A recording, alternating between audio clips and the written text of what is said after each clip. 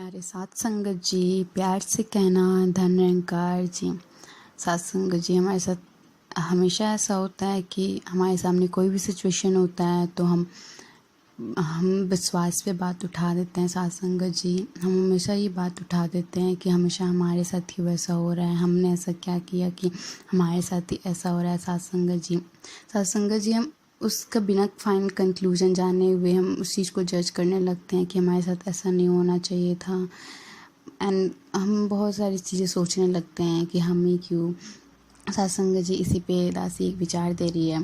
सत्संग जी, एक समय की बात है, एक शिष्य आश्रम में रह के पढ़ाई करता था घर से दूर। सत्संग जी, वो गरीब घर का था।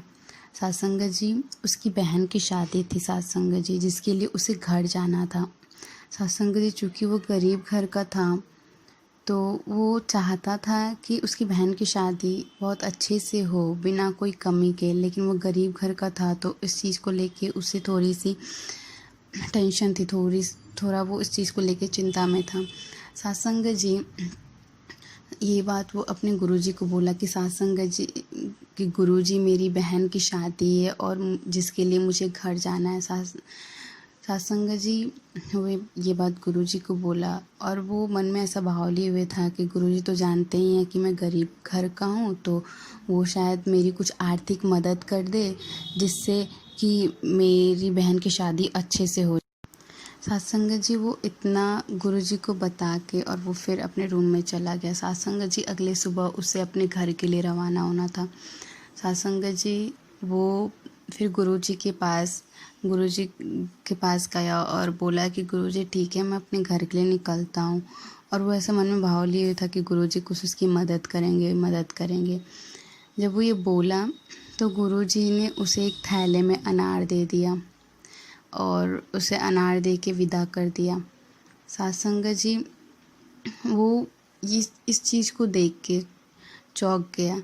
वो ये सोचने लगा कि गुरुजी तो जानते ही हैं कि मैं तो गरीब घर का हूँ, मेरी बहन की शादी है और मैं चाहता हूँ मेरी बहन की शादी अच्छे से हो, तो गुरुजी मेरी आर्थिक मदद क्यों नहीं किए। उन्होंने एक अनार का थैला बस पकड़ा दिया, इस अनार के थैले से मेरा क्या होगा।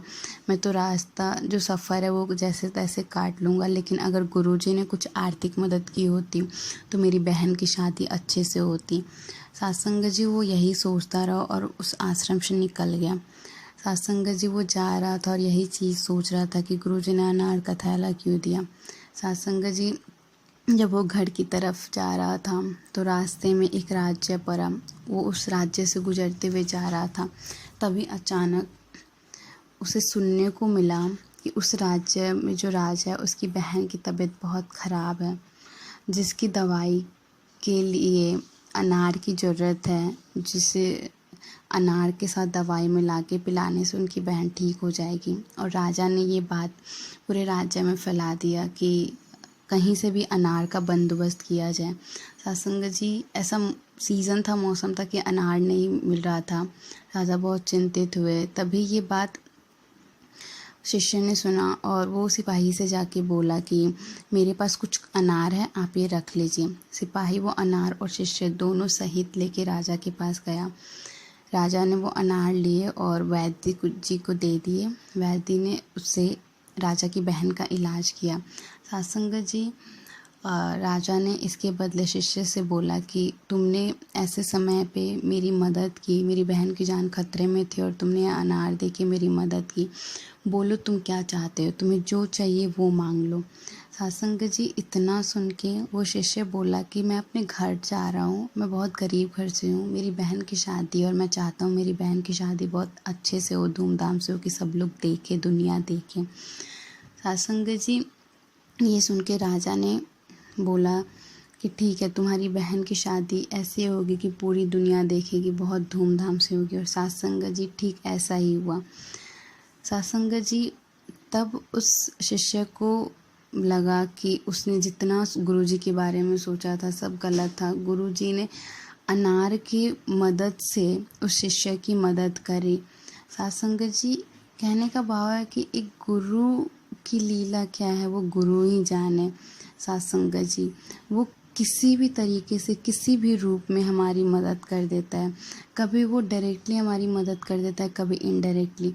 जब वो हमारी डायरेक्टली मदद करता है हम तब तो बड़ी खुश होते हैं, लेकिन जब वो हमारी इनडायरेक्टली मदद करता है उस टाइम तो हमें पता नहीं लगता कि वो हमारे लिए क्या सोच रहा है, और हम उस पर क्वेश्चंस करने लगते हैं। सासंग जी, यहाँ पे गुरु जी ने पैसा ना दे के वो अनार दे के मदद करी। सासंग जी, ऐसा भी हमारी लाइफ में होता है कि गुरु किसी न किसी रूप में हमारी मदद कर ही देता है। तो बस हमें करना इतना है कि हमें गुरु पे विश्वास बनाए रखना है, किसी भी कीमत पे कभी विश्वास नहीं डगमगाना है।